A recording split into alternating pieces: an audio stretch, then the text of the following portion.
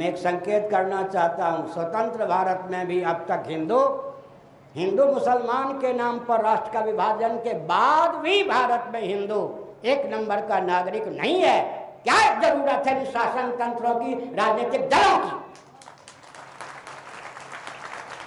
अगर स्वतंत्र भारत में भी हिंदुओं को मरवाना ही था, अल्पसंख्यक बनाकर मरवाना था, बहुसंख्यक बना के मरवाना था, तो स्वतंत्रता की आवश्यकता ही क्या थी?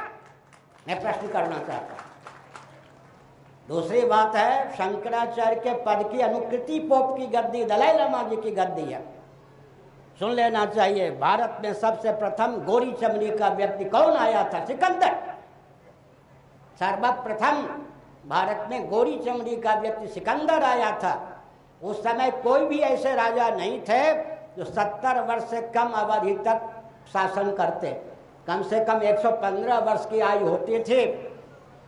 जब से सिकंदर आए उसके बाद गोरी चमड़ी के साथ रोटी बेटी का संबंध एक होने लगा।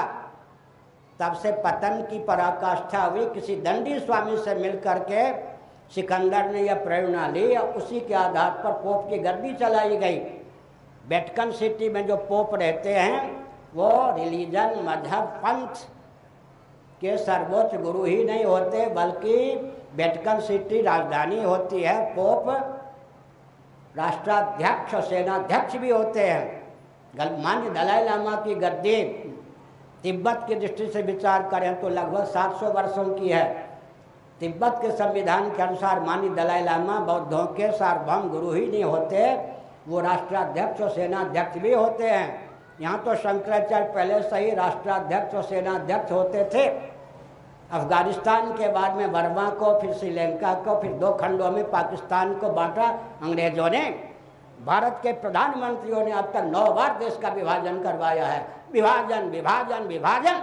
इसलिए मैंने एक संकेत किया, श्रीमद् भगवद गीता का 18वें अध्याय के आधार पर तमोगुण की प्रगल्भता जब बुद्धि पर होती है, तब जो ज्ञान विज्ञान उद्बुद्ध होता है उसको वेद असम्मत, जिसमें वेद का तात्पर्य है ही नहीं, सर्वथा विपरीत होता है। पूरे विश्व को सोचने के लिए बाध्य होना पड़ेगा।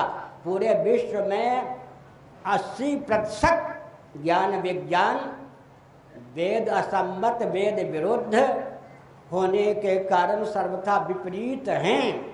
उदाहरण के लिए विकास की परिभाषा, उसके क्रियान्वयन की विधा ही अपूर्ण है, विस्फोटजनक है।